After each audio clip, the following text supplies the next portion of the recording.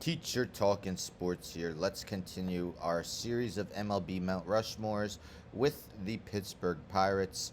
They are the 22nd of 30 teams I am doing. I realized I had been saying 32 in a couple previous videos. I guess I needed more coffee. There are 30 MLB teams, so 22 done after this one. Teacher and me. I'll be 73.33% done after this one. In these Mount Rushmores, I attempt to name the 4 best players in franchise history. Of course, in my opinion, these are subjective lists. I've been going in alphabetical order by team name. Pirates have had a very lengthy history. Started in 1882. From 1882 to 1886, were mostly known as the Alleghenies. Then 1887 to 1890, the Pittsburgh Alleghenies.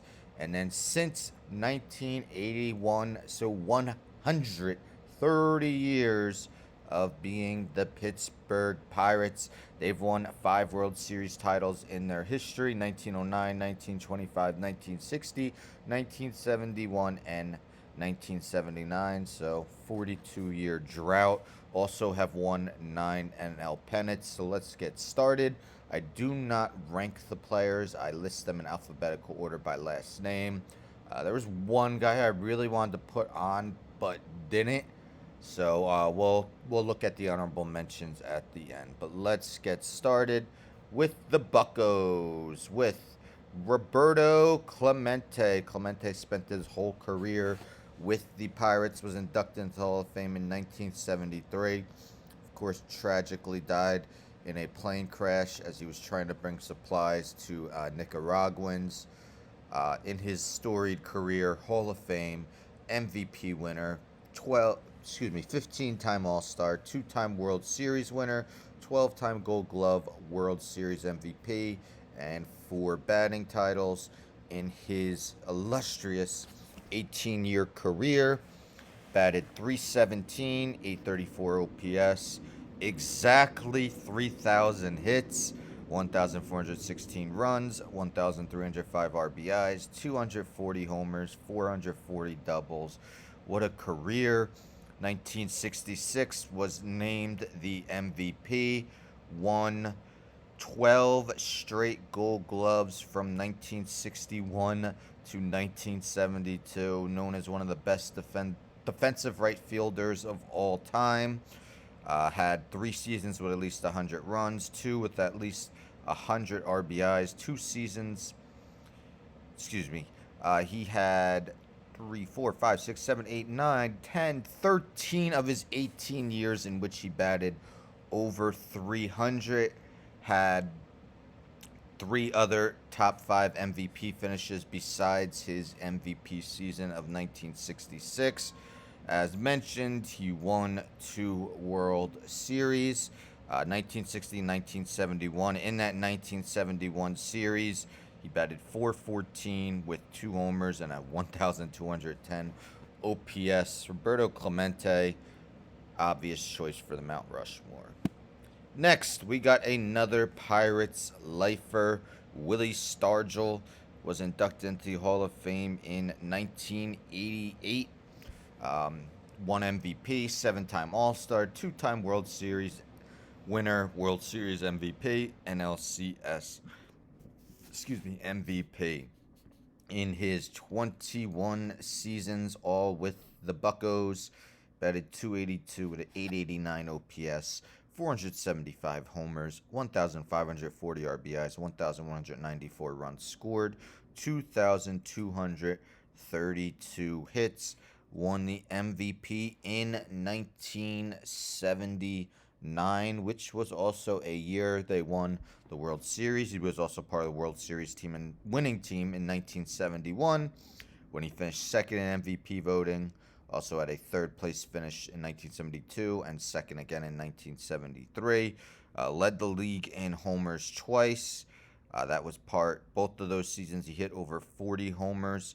He also had 4 other seasons in which he hit over 30, so 6 with at least 30, 5 seasons with at least 100 RBIs, including a league-leading 119 in 1973.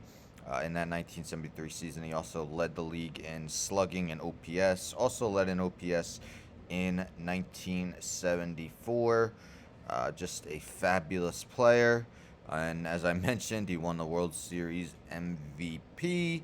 1971 1979 World Series winner. But in that 1979 playoffs, what a run. Won NLCS MVP when he batted .455 with 2 homers in 3 games. And then he batted .400 with 3 homers in their 7-game World Series win over the Baltimore Orioles. Willie Stargell is the second member. Next, we got Paul Waner, known as Big Poison. Paul Waner spent almost his whole career with the Pirates. Was inducted into Hall of Fame in 1952. If we look, he played for the Pirates from 1926 until 1940. In those 15 seasons with the Pirates, batted .340 with an .896 OPS, 109 homers, 1,177 RBIs, 1,493 runs, 2,868 hits, 558 doubles.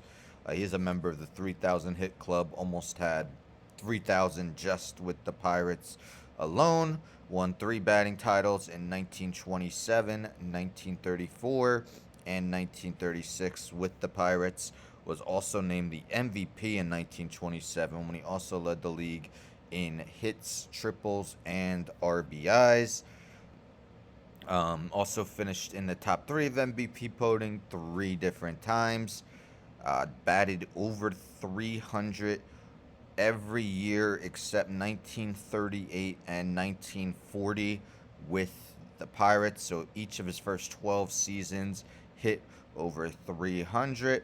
He had 9 seasons of at least 100 runs scored. Had led the league in doubles twice, including 62 in 1932. That was part of 3 seasons in which he had over 50 doubles. I'm going to be honest, Paul Waner was the last choice on my Mount Rushmore, and it was really a toss-up between him and one of the guys I'm going to name as my honorable mention. But Big Poison, he does deserve a spot on here. And last, maybe today most famous for that very super rare card that goes for a lot of money. Super expensive, but let's be honest, he was a fabulous player as well. Hannes Wagner, inducted into the Hall of Fame in 1936, was a member of their first World Series winning team in 1909. Also won 8 batting titles. In his 18 years with the Pirates, batted .328 with an .862 OPS, 1,521 runs scored, 2,967 hits, 551 doubles, 1,474 RBIs, and 639 stolen bases. Black ink everywhere on his page as he won 8 batting titles with Pittsburgh. Also led the league in on-base percentage 4 times, slugging 6 times, OPS 8 times, stolen bases 4 times, RBIs 4 times, triples 3 times, doubles 7 times, hits twice, runs twice. Had 7 seasons with at least 100 runs scored, had 9 seasons with at least 100 doubles, batted over 300 every year from 1900 to 1913, so had 14 straight seasons with at least a 300 batting average. Just an historic career. Again, most known for that baseball card, but in all honesty, he's known as arguably the best shortstop of all time. Hannes Wagner, the last member of the Pirates Mount Rushmore. So, that'll do it for the Pirates Mount Rushmore. We got in alphabetical order Roberto Clemente. We got Willie Stargell, we got Paul Waner, and we got Hannes Wagner. That's our 4 members of the Pirates Mount Rushmore, again, in my opinion. Now, the hardest guy for me to leave off was Ralph Kiner. Ralph Kiner was a league leader in homers for each of his first 7 seasons. His career was just a little short, but man, I really want to include him. And let me know in the comments below if you would include him. I would fully understand. But there's other honorable mentions that definitely could be on your Mount Rushmore. We got Barry Bonds. Yes, he did more damage with the Giants, but he was still an MVP winner with the Pirates. Andrew McCutchen, also a MVP winner while with the Pirates. We got Max Carey, we got Fred Clark, we got Pie Trainer, we got Bill Mazeroski, we got Dave Parker, and we got Babe Adams, among more. So that'll do it for the Pirates Mount Rushmore. We got 22 of these down. We got 8 to go, doing them daily. So tomorrow will be the San Diego Padres. Don't forget to come back and check that out. Subscribe to the channel, like the video, share the video, hit the bell for notifications. I'm out.